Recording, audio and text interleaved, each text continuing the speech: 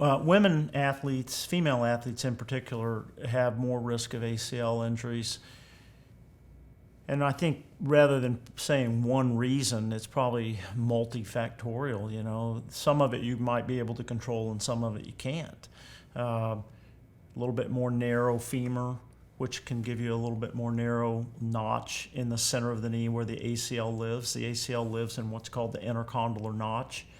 It should be somewhat tunnel shaped, and many times it's a bit tight. That can lead to increased risk of ACL tears. And we don't know if it's because the notch is small or because the ACL is small or both. But there's some anatomic factors that you can't really overcome. Females hyperextend, in other words, go back more commonly than men do. And so that hyperextension itself is an independent risk factor for ACL tears.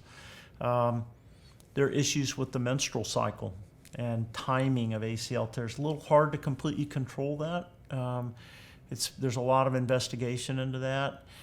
Some of it's conflicting, but there are certain points in the menstrual cycle of estrogen and progesterone in a woman's system that increase the risk of ACL injury.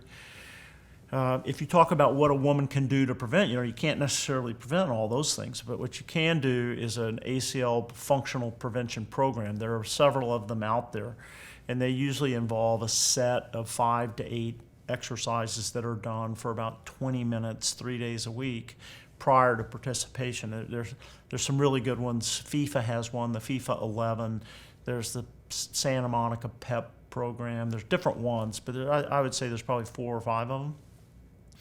The key is do something that involves functional athletic movement, landing training for about 20 minutes as a pre-participation warm-up 3 times a week.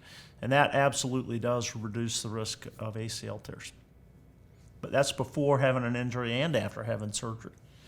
So it's good. What we tell people is, men or women, we say, get your teammates involved in this, make sure your coach understands this.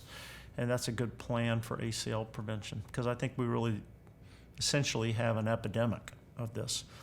Another thing about prevention of ACL tears is I think parents need to be cognizant of cleats, shoe wear.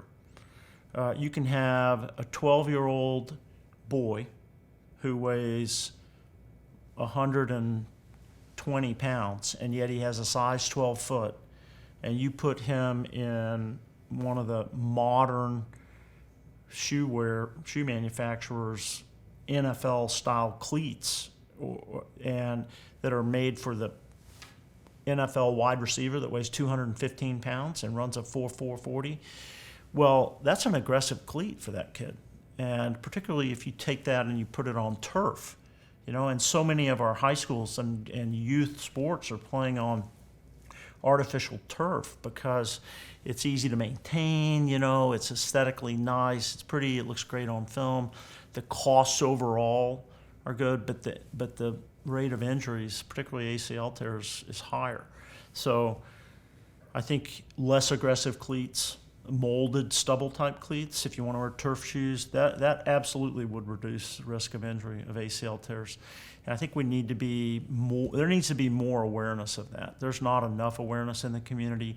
Coming off of ACL reconstruction, we always transition kids back into various levels of aggressiveness of their cleats, and we encourage them to wear different cleats on turf than they do on grass. A lot of times, just for economic reasons, a soccer player might have 1 pair of cleats, and yet that might be fine on grass, but a little bit aggressive on turf.